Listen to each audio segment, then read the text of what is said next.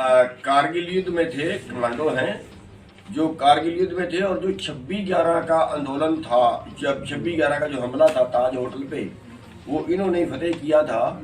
और अब किसान और जवान जो है मिलके काम कर रहे हैं। तो ये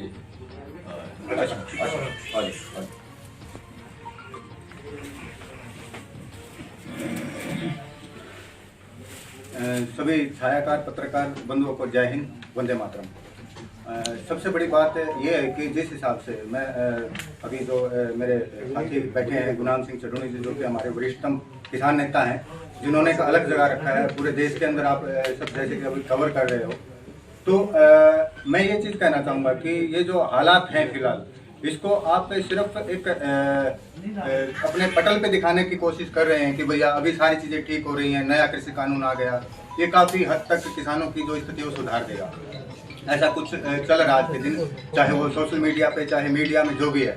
लेकिन मैं एक बड़ी जिम्मेवारी के साथ उम्मीद भी करता हूँ आप सभी साथियों से कि जो हकीकत है उस चीज़ को थोड़ा सा बयां करने की कोशिश कीजिए, क्योंकि ये मामला सिर्फ और सिर्फ अभी फिलहाल हम सरकार की बात नहीं कर रहे कि भाई सरकार ये करे, सरकार वो कर रही है। ये अपने काम करते रहेंगे, चाहे वो सरकार के रूप में बीजेपी बैठी है, कांग्रेस में, उस बात ही नहीं करूंगा। लेकिन अब हालात ये है कि जय जवान जय किसान की जो बात हमारे लाल बहादुर शास्त्री जी ने की थी, उस पर दर्द हो रहा है। उस जो बैकबोन पे, जिसको हम देश की रीढ़ की हड्डी बोलते हैं, किसान को और जवान को, उस पर तकलीफ है। तकलीफ ये है कि जय जवान जय किसान तो बहुत बड़ी बात है बोलने के लिए, लेकिन अब तो किसान के लिए मेरे ख्याल में जिंदा रहना भी मुश्किल हो रखा है। और रही बात ये सिर्फ और सिर्फ अब किसान की लड़ाई नहीं है। हालात ये हुए थे कि पंजाब से ये लड़ाई उठी थी। पंजाब वाले जो बड़े भाई हैं, जो साथी हैं हमारे, उन्होंने एक बहुत अच्छे से उन्होंने किया शुरू। लेकिन उसके बाद अब ये पूरा का पूरा आंदोलन हो चुका है, जन आंदोलन हो चुका है, पूरे देश के अंदर हो चुका है। और ये मेरी समझ से सिर्फ किसानों की लड़ाई नहीं है। अब अगर आप उस चीज को, किसान तो सिर्फ खरीद पे और बेच पे अपनी बात कर रहा है, जमीन के जो हालात उसके हो रहे हैं जुड़े हुए, लेकिन जो असली लड़ाई जो होगी वो ये होगी उपभोक्ता को, यानी खरीदार को। वो सभी शामिल है उसके अंदर, आप भी शामिल हो, हम भी शामिल हो, और भी साथी शामिल है।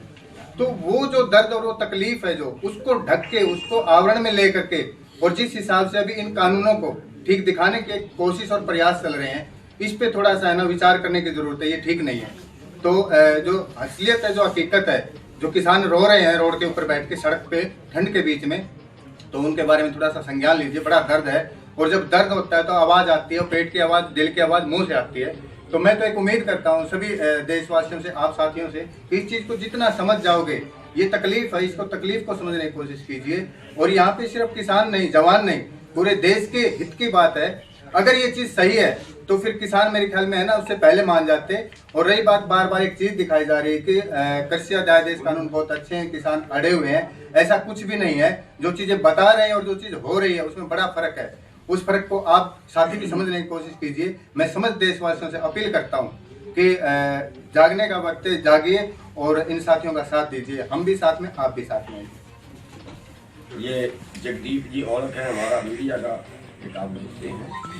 आप सभी पत्रकार भाइयों का पूरे बिहार से वो आपका बहुत बहुत धन्यवाद।